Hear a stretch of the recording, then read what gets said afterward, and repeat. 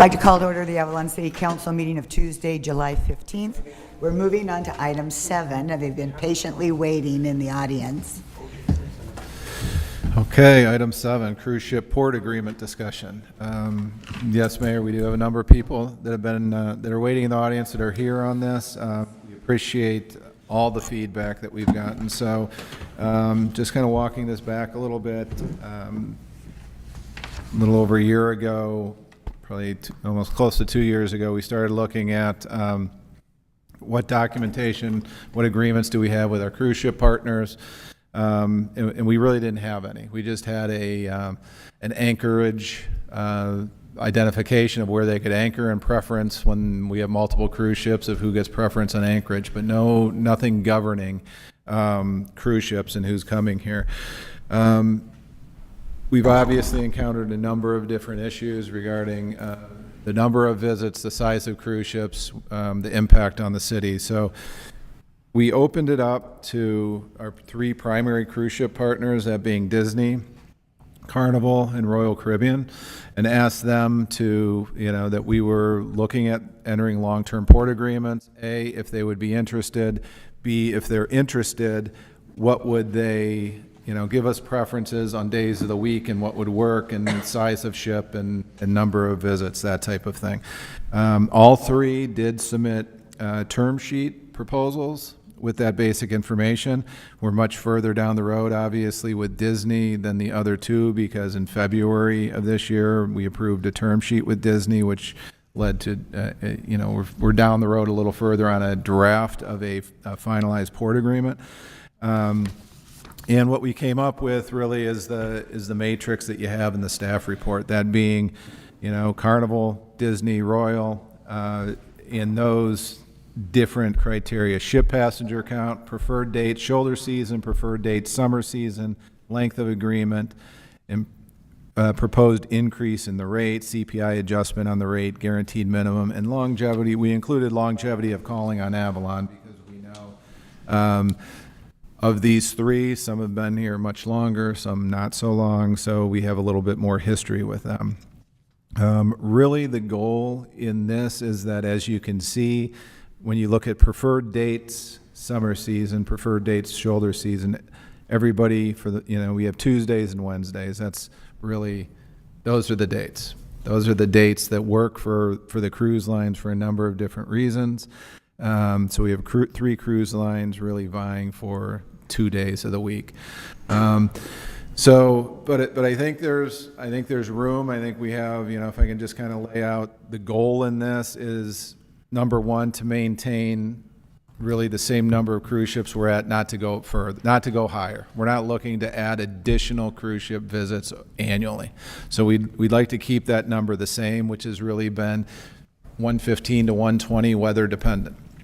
And what we're asking for council is direction on what you feel are the most important considerations for us to look at when we're picking our partners in this. Is it capacity of the ship, the number of visits, the interaction with the business community, the longevity of time with Avalon, the overall impact on the city? I mean, what are the most important criteria? Because they're all pretty similar when you look at what they're offering. Okay, so what should we focus on? That's really what we're looking at. And I know we have both some folks from the business community and then representatives from the cruise lines that are here that I'm sure would like to speak. You'd like to speak first? Leon?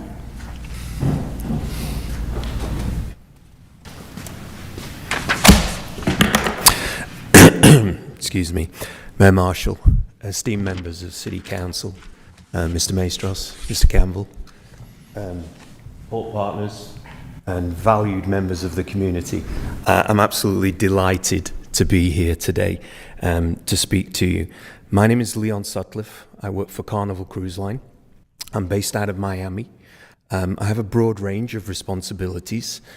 Mainly, my first responsibility is I'm part of a team in my Miami office, and we're responsible for the global strategy, global deployment of a fleet of 29 vessels across the world. We're a global operator.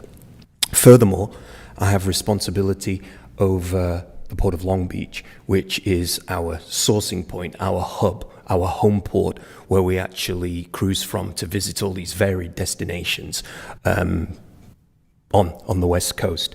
So I have some opening comments. And furthermore, I'm responsible for commercial contracting as well. So we've submitted term sheets to Mr. Maestros for consideration, but we'll get into that later. I'd like to first of all express my delight for this beautiful community. It's my second visit in 2 weeks. Any opportunity to come here, I'll gladly accept, even without an invitation. I find the warmth of the community and the story that is open to us here very enlightening. It's a unique destination, and we value it very much in terms of our itinerary deployment strategy. I have a few opening comments that I would like to run through, but I read your agenda as I was coming over, and in listening to the depth in which you go into in terms of how you value the community and how passionate you are about tourism and the organization and this deep history of Catalina, it fits well into Carnival's strategy in terms of where we like to take our guests. I personally believe that we have an obligation as a company to deliver the most optimized experience possible. And that means for not only our guests, but also the community and the good residents of Catalina. So we're looking to seamlessly integrate into the community as best we can. And furthermore, tell stories, which is what we want to do. That's our cruise business. We like that diversity of an itinerary. Everywhere we go, tell a story. And there is a unique classic story that is available for us to tell on the cruise ships. Like you, Carnival Cruise Line understands the importance of building a long-term relationship. Our corporation and our affiliated brands are the backbone of cruising in California. We have combined 60 years experience out of California through those affiliated brands. We represent 2/3 of the cruise market in California. It's about 1.2 million of the sector's 1.8 million cruise guests each year in the state. We've been sailing to Catalina Island for plus 25 years. I've been with the company, I'm in my 4th decade, 31 years with Carnival, and I used to sail in here as an officer on the ships back in the day. And so myself, I have a long history with this environment. We need to go back in history and go through some hard copy files and actually pin down on that date. But we were the first company to come here, and we were also the first company to return following the pause in operations due to COVID. And we would like to thank city leadership for working with us through all those various protocols to get us back into cruising.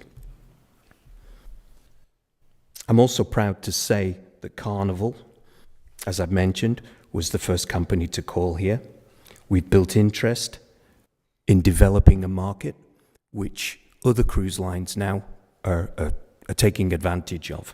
So based on the last 30 years or so, we've worked together, we've grown a business, and what we're looking for is some recognition of loyalty. We've been a loyal operator out of California, and we've loyally shown our deployment strategy to this community through the prosperous times and also the difficult times. Furthermore, we've personally made a great deal of investment into Long Beach, which, as I mentioned earlier, is our home port, it's our hub.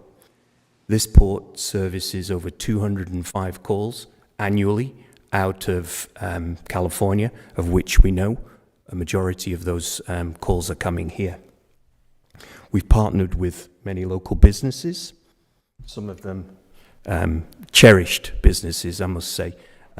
So I really personally value the tour operators. I also value the input that we get from our shore excursions and also our tender boat company. And quite frankly, if it wasn't for a tender boat company, which I refer to as the gateway to the destination, there would be no business at all. So huge kudos to Catalina Classic Cruises for providing that gateway.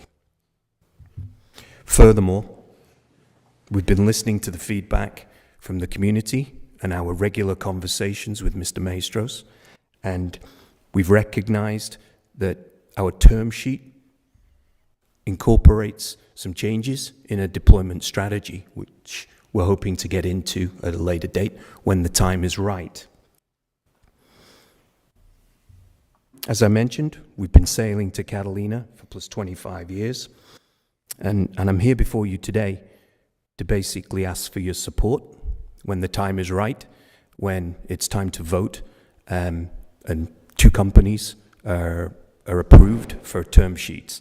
So this is the spirit of my visit. It's to show you the commitment from Carnival Cruise Line, the commitment from the organization to deliver the best optimized messaging and experience we can possibly deliver.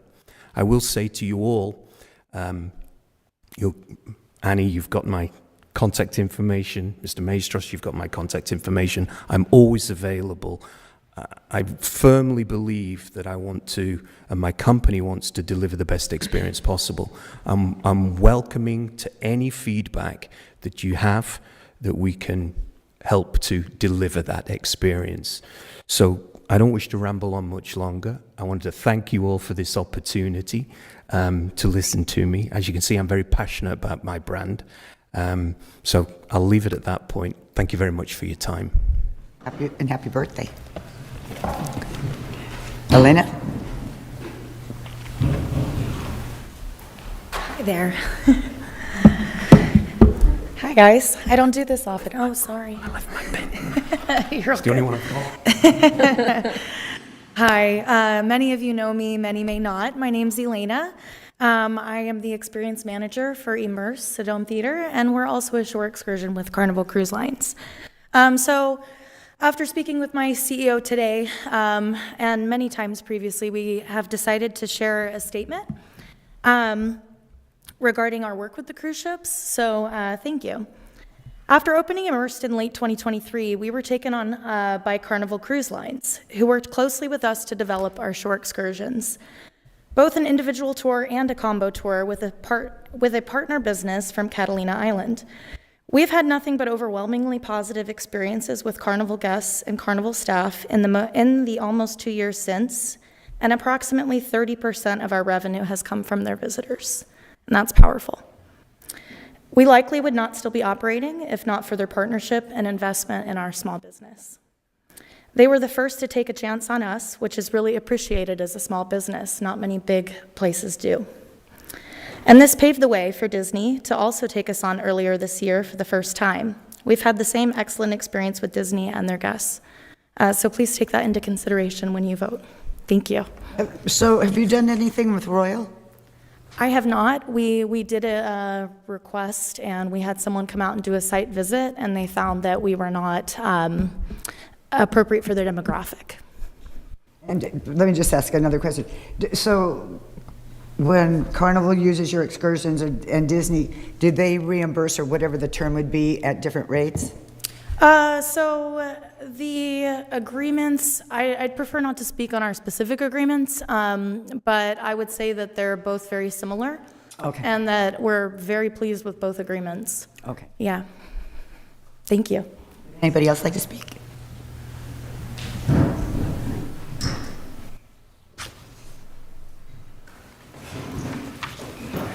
Good evening, Mayor, Council, City Manager.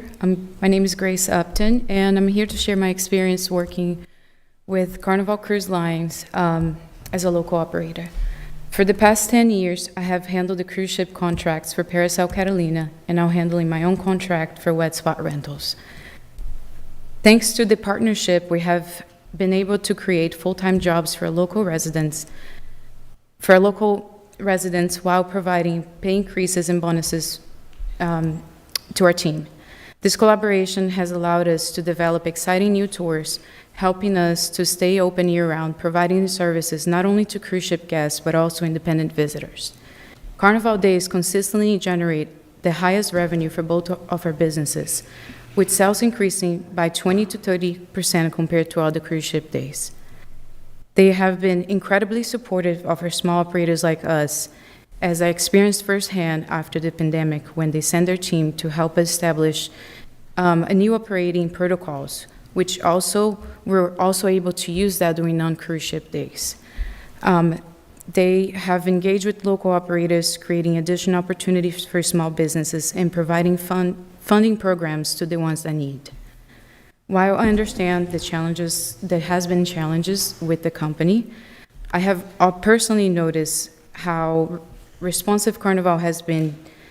From onboard announcements to dress code, we're noticing more and more positive changes with every call they make to the island, showing their commitment to working with our destination. The team has always been responsive and attentive to our concerns, and we truly appreciate the close line of communication we have had throughout the years. I understand decisions like this are complex, but I strongly encourage you to please consider the positive year-round impact Carnival has had in our town. Their guaranteed presence is vital for our local economy and the families who rely on it.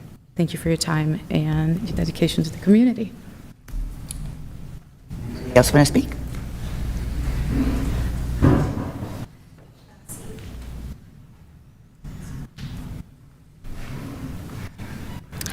Good evening, Mayor, Council, City Manager. Many of you know me. I am Bree Bassard. I am a local business owner here in Avalon. As many of you know, I started Avalon History Tours just over a year ago in direct response to a need expressed by Carnival Cruise Line for more land-based tour experiences. What was originally intended as a side business has quickly grown into a full-time operation, and I attribute much of that success to Carnival's early and continued support of local entrepreneurs. Carnival gave me my first cruise ship contract. They were responsive, open to collaboration, and truly listened to the needs of both operators and guests. What stands out to me is how they have followed through on feedback, not just with words, but with action. They've recently implemented fleet-wide changes that reflect a commitment to being more community and family-oriented. There's now onboard dress code, they've lowered volume levels on ships, and they no longer allow portable speakers to be brought ashore. These changes are already making a positive difference, even if gradual, and show a real investment in improvement, or for improving the overall experience for passengers, for operators like myself, and for the local community. I also want to mention that I reached out to Royal Caribbean a year ago when I first started my company. While I have been offered a cruise ship contract, this was only after initiating contact with them, advertising for my specific niche tour while responding to emails, or while not responding to emails. The timing of our communication and offerings felt very suspicious, knowing that this meeting was going to happen and that they have chosen to only work with one company. That said, Carnival's willingness to partner early and consistently has paved the way for other cruise lines to see the value in this destination. They took the first chance on Catalina Island, and that loyalty and vision should be a factor in the decision over a port agreement. Like many in town, I am thrilled that Disney Cruise Line is expanding its presence here and will be visiting Avalon more frequently. Their decision to invest more on the West Coast is a huge win for our community, and I see that as the beginning of many exciting opportunities ahead. As someone that would be thrilled to collaborate with Disney in the future, I want to emphasize that this isn't about choosing one cruise line over another. My testimony today is about recognizing those that have already made a meaningful, sustained impact on Avalon's future. At the same time, I wholeheartedly welcome Disney's increased involvement and look forward to the positive energy and potential that they bring to our town. And thank you for your time and supporting partnerships that help small businesses like mine thrive. Anybody else? Good evening, Mayor Marshall, distinguished council members, City Manager Dave, and Scott. So, as you all know, Andrew Wellham, Catalina Classic Cruises. Should have started off with that. As we all know, Catalina Island is a destination deeply rooted in tourism, and whilst our natural beauty draws visitors throughout the year, the realities of seasonality continue to present challenges. Carnival Cruise Lines has proven to be a consistent and valued partner, not only during the busy summer months, but also during the quieter shoulder season, when dependability on visitation is vital to the local economy.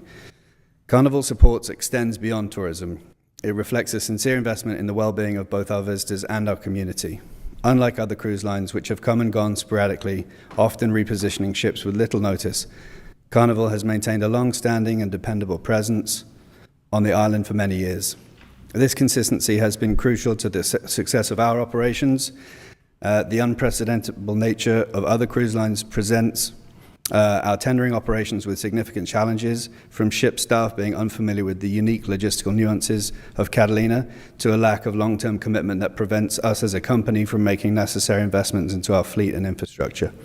In contrast, Carnival's reliable schedule and collaborative approach ensures us to plan, improve, and operate with confidence and efficiency, unlike my speech. Our growing fleet, the introduction of larger vessels, including the ADA accessibility, the vessel modifications that we have made, and upgrades to support even medical evacuations on board would not have been possible without Carnival's continued commitment. These improvements are a direct result of their consistent year-round deployment to the island. Though many of these contributions may not be immediately visible to the public or the council, the long-term impact of Carnival's presence for Catalina's infrastructure and business ecosystem is undeniable. Their partnership has brought steady revenue, operational enhancements for Catalina Classic Cruises, and a critical stability to local businesses. As the city considers long-term agreements for cruise visitations, we respectfully urge you to select Carnival Cruise Lines as a continued partner, as their proven dedication, reliability, and meaningful contributions make them not only a valued stakeholder, but an essential one in the continued prosperity and sustainability of the island. Thank you. Andrew?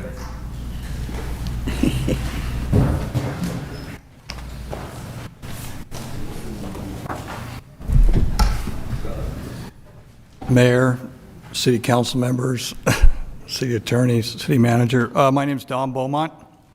I was a Conservancy board member for 7 years. I made it to 7 years. And I have a bunch of different companies. Nielsen Beaumont Marine, all seized vessels and aircraft in the United States, Treasury contractor. Contractor, Department of Justice, all small combatant craft. I have a shipyard in San Diego where I do all the Navy SEAL boats. I have facilities all over the United States, and we're going to talk about that a little bit as far as the infrastructure where we support Catalina and how that kind of goes along with what Carnival's support has been to us. We, a number of years ago, I got a call from Packy to service Royal Caribbean, the monarch of the seas. And we did that for 6 years on Wednesdays. All of a sudden they called me up and said, we're going to reposition the ship. This is right after they asked me to buy another vessel, which I brought from Boston after Katrina, right after the hurricane, called the Duchess, Catalina Duchess. Many of you have seen the boat. So then all of a sudden, I had this boat, and they left. And then a few years later, Carnival needed larger boats for special needs, handicap, wheelchairs, strollers, children, seniors, electric wheelchairs, whatever. And so we were able to utilize the Duchess. The Catalina King, I also do all the camps, which many of you are aware of. I've been doing the camps for 30 years now, 7 camps. We moved 40,000 kids here to 7 camps. I don't know if you knew that. And all of a sudden, I was getting these other requests. Brian Braid called me up and said, hey, what are we going to do with the fuel barge? I need you to cut it up. So I cut it up at my facility in Long Beach. And then all of a sudden, JJ would call me and say, hey, we have a boat out here in the morning we need to get rid of. Would you come take it and cut it up? Then the Conservancy needed a place to put the White's float in the winter. And then all of a sudden, the float at the end of the pier needed a place at the end of the winter to go. Then all of a sudden, we needed other floats to go there. And then I needed to keep some floats there. Then we had the green boats that the island company stopped using that I needed to keep. I mean, it just, Bobby Sherrill's barge that we took the roof off and they did that at my facility.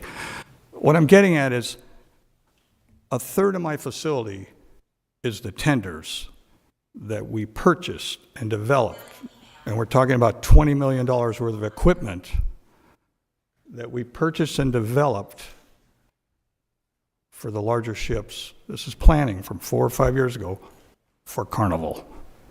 And Carnival helps pay my fees to the Port of Long Beach of the lease that I have at S100, where many of the items from the infrastructure of Catalina currently are, including the jet ski barge. Where are all those boats going to go? So we kind of cobbled this marina I have with all these treasury seizures, the tenders. There's 6 of them now. And they've just been a great supporter to everything in the kind of in the back, you know, of what's going on here. I call it like the circle of Catalina, like the circle of life. It's the circle of Catalina. There's all these things going on that I'm not sure all of you are aware of, that I've just been kind of dealing with for 30 years with these phone calls. So my point is that Carnival's always been there. They have their facility. We had Monday, Tuesday Inspiration, Imagination. We planned way ahead to have larger tenders, be ready for the bigger ships. You know, they've just kind of stuck to it and been here with us. I want to bring up one other thing. You know, one afternoon, I got a call from the fire captain supervisor, I think it was, that handled the fire. And every 10 minutes, I had to talk with him and Greg Bombard about the evacuation of the island. So the King is over 700 passengers. It's the biggest boat. I mean, it's 792. You know, it can take a lot of people. We normally only carry 300 or 400 campers at a time because they bring everything, including the kitchen sink, with them, right, to camp. So, but that's the boat that would really help evacuate. So Greg was bringing his boats, Catalina Express, and we were going to bring the King, and all of a sudden the fire's coming down the back of Toyon. It's coming down Fox, a lot of smoke. What are we going to do with 380 kids? But I was supposed to come take the last swath of people out of Avalon at about 10 o'clock. Well, fortunately, Greg was able to get back with one of the express boats, and he was able to take them. And I said, well, what about the kids? So I went and got the kids. So we don't really have a plan here. And I would never be able to do the camps and help in Avalon, because Greg's going to have a few less boats in a few years because the APCD, many of you have heard of some of that, what's going on there. So those extra boats that I have, that we built that fleet up for the Carnival's bigger ships, will help evacuate this island in a natural disaster. Something to think about. Yeah. That it? Thank you. That's all I got. Thank you. Thank you for the history, you know. If you That have was any questions, very interesting. I'm here. Yeah, thank you. Okay. By the way, It's his birthday. the director of Carnival, and it's his birthday. I know. And I forgot to bring the doggone cake. I blew it. So take him, well, we have a number of bars where he can get a beverage. No recommendations, just numerous ones. Okay. Who has, So we're not losing any of these lines, right? any of these what? Any of these cruise ships, right? We're not losing any of them? No. Okay, because that just sounded like a fight to keep them. No, not at all, not at all. Well, I mean, I think No, there's limited days of the week, right? So that's what we're Right. looking at. So I'm looking at this table you put together, Carnival Cruise Line, ship passenger load, 3,000 approximately, Disney, 2,700, Royal Caribbean, 3,800. So after this agreement, that means that Firenze would not be coming back? So, first of all, I should have mentioned this. These agreements will go into place, whatever we enter, in September of 2027. So the port agreements, that gives them 2+ years, everybody 2+ years to make whatever arrangements, scheduling they have to make as a result of this. So, yes, not specifically to that name of ship, but if we enter a port agreement, they get a preferred date that works with them that they're looking for. They're committed to the certain line of ship that is in the 3,000 range to accommodate that day. So is Royal Caribbean going to come down? That's their ship size. Yeah. Yeah. And I mean, that's the ship size of what these different cruise lines are offering for a port agreement on that preferred date. So talk to me about guaranteed minimums. So, guaranteed minimum is something, again, since we haven't had it, we're kind of at the mercy of weather in the cruise line. But the guaranteed minimum locks us in for either a dollar amount or a number of passengers. I mean, really, Disney guaranteed 120,000 passengers, and we put in the number that's based on the rate. Royal Caribbean did the opposite. They guaranteed a dollar amount. We backed it out into the number. That's why we give you both. So they're just locking in, saying we're committed to at least this. It might be more than that, but that's the guaranteed minimum. And if they don't provide it, then they have to match that dollar amount at least annually.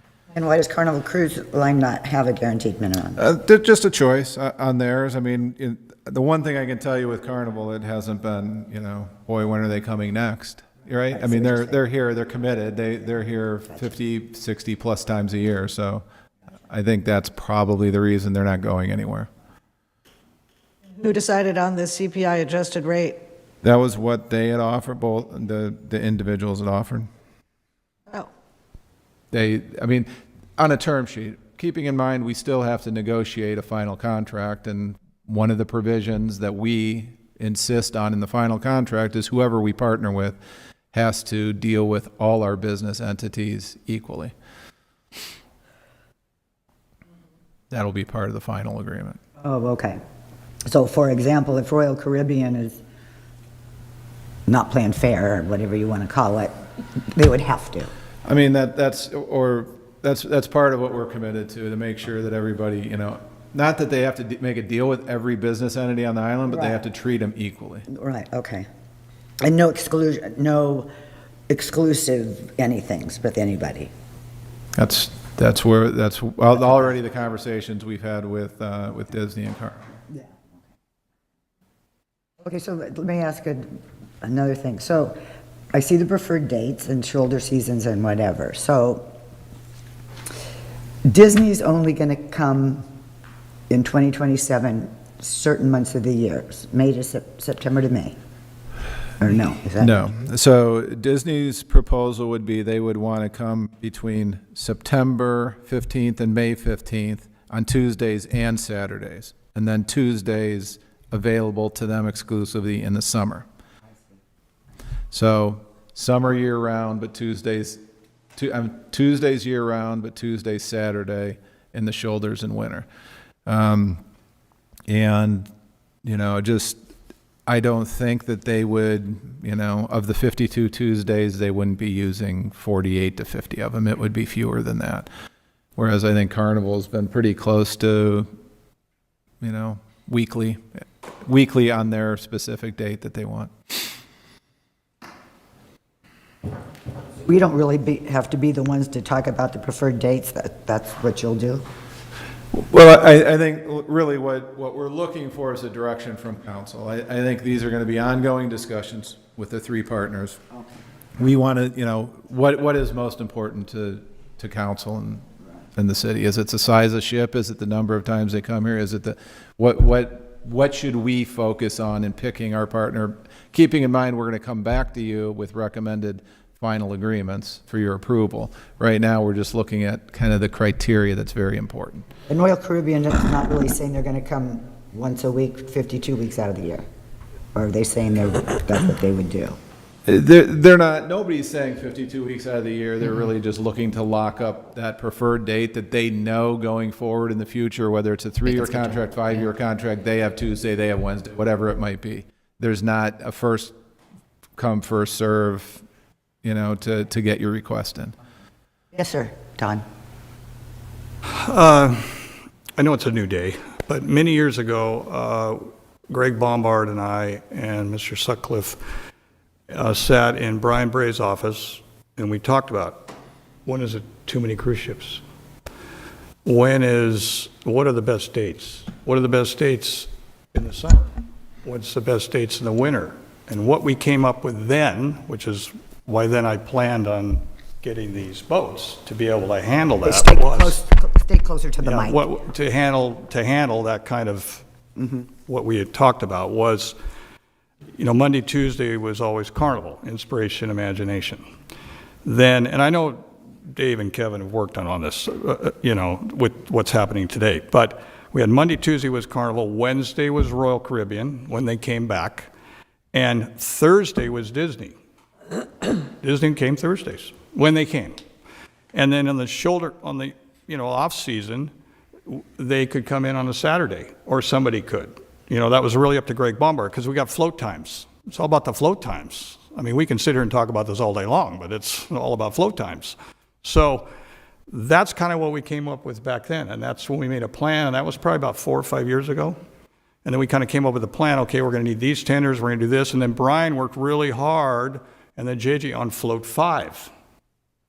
We didn't have float 5, so we had float 5, and we moved some moorings around and did some things so we could use both sides of float 5 and not impact so much of Express. That was kind of the idea back then.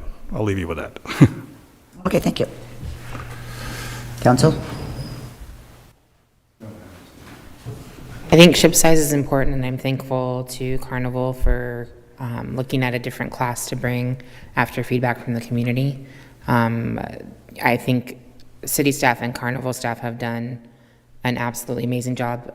Volunteers with Love Catalina as well have done an amazing job managing the larger ship, but I also think that it can lead to overwhelm at times on systems and spaces. And so I'm super appreciative to see that. I think, their longevity in the community, their commitment to bringing people and being the first and continuing to do that is important. I was trying to, when we received this, trying to kind of map out like, okay, what would actually work based on the options that are presented, and was thinking if we do Royal on Mondays, Disney on Tuesdays, Carnival Wednesdays, I know it's a secondary choice, but that would allow for each of the companies to have a date as their day of the week. And then Disney on Saturdays, I think, is kind of where I was figuring we would make most people the most happy. I appreciate also that both Carnival and Disney have the $750 wharfage plus the $150 increase. And that's kind of where I was at with it, so.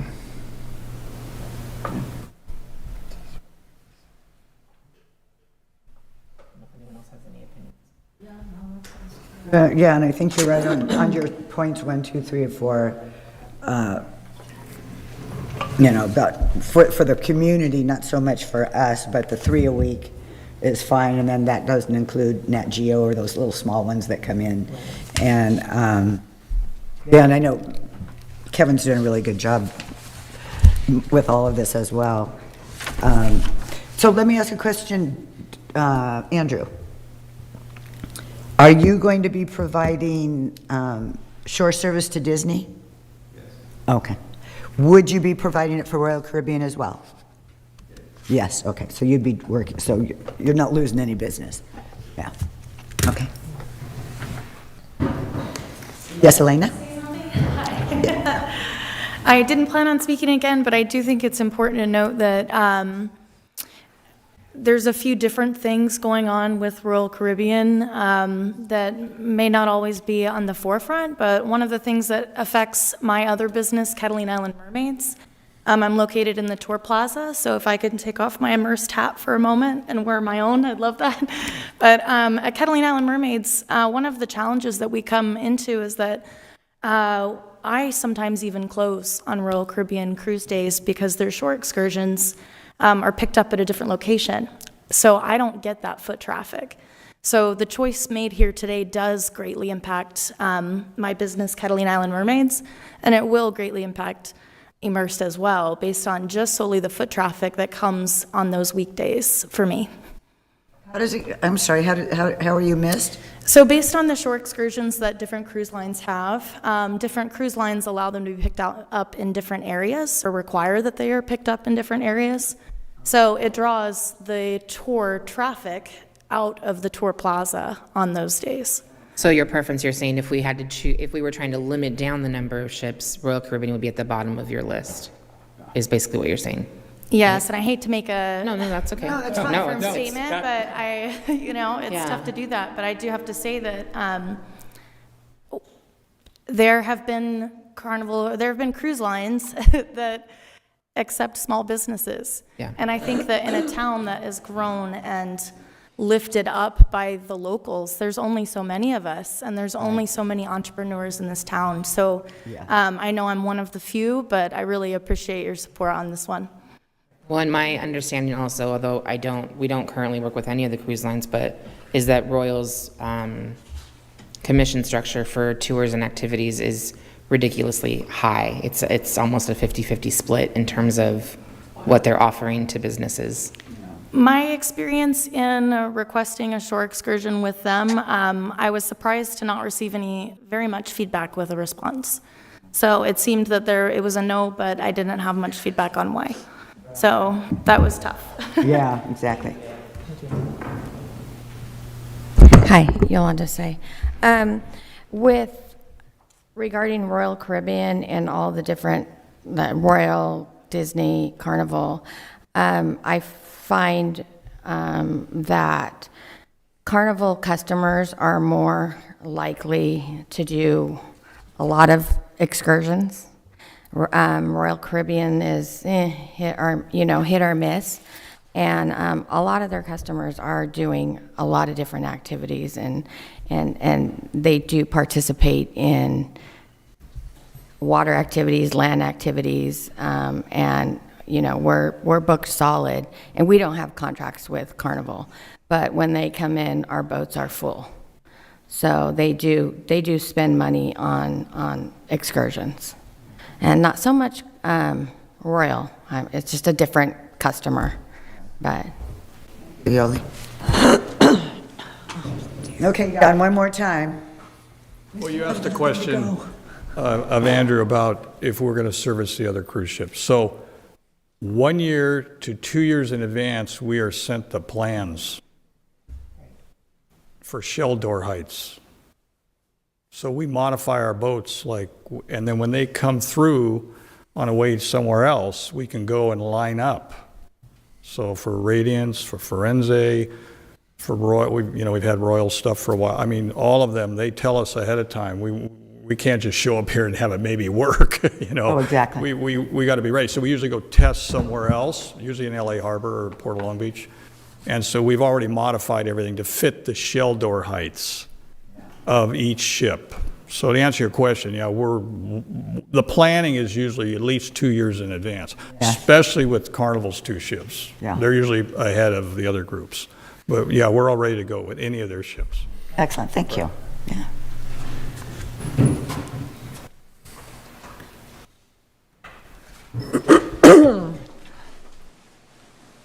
Anything else from council as far as No, I think input or you direction? said I it, think. right? Yeah. So the Firenze is going to still be coming for a while. The Firenze currently is booked. Yes, it currently has existing visits that are on the calendar. Yes. Okay, and and Jim, you're here too, how are we doing with that larger ship? Because I know haven't volunteered for the last 3 or 4 of them, and what's the feedback on the big line that goes kind of around the corner? Well, if I could just answer, I mean, we have attempted to hire some part-time staff to handle that. We are still looking at that. I mean, this issue is more the long-term, the 5, 10, 15 years out. We know we're going to have them here, and we're going to have to deal with those visits. Okay. Harbor's been doing a great job of going out there, and Harbor 8 of having boots on the ground when Firenze's here, when any cruise line's there, but mainly the Firenze. So it has its pluses and minuses, but I think at the end of the day, we can all agree we just can't handle 5,000 passengers at once. Exactly. Okay. All right. You need any more? You just need. I mean, I think unless there's other. I mean, what I'm hearing is really the size of the ship is a critical factor. Yes. And that seems to be the one of the driving forces, and same as far as. Having, we want a partner that's going to be here, that's going to be reliable, that we can trust, so that, I think we have some direction. But we also want a partner that's going to partner. Yeah. Now I'm getting concerned about Royal. Huh? You're not, Worried about Royal? I think you're both saying the same thing, but And yeah. Oh, okay. Yeah. So I think I do have some direction. I appreciate it. I want to just say I appreciate, Carnival being out here. They were out here last week, and, from my standpoint, Leon's right. I can make a phone call at our mole. He's in Miami, and I can watch the door open while I'm on the phone with him when know, I'm yeah, I saying, can we got to get this fixed. So Yeah, they're very responsive in that regard, and the challenges, they're aware of them, and they've been working with us, so I do appreciate that. Thank you, Council. Thank you. And I'm Thank you. sorry, is You there a need to vote for motion the to authorize. authorize? Yes. Yeah. Okay. I'll make a motion to authorize the city manager to negotiate and execute port agreements incorporating the terms set forth. I'll second. The second and call for the vote.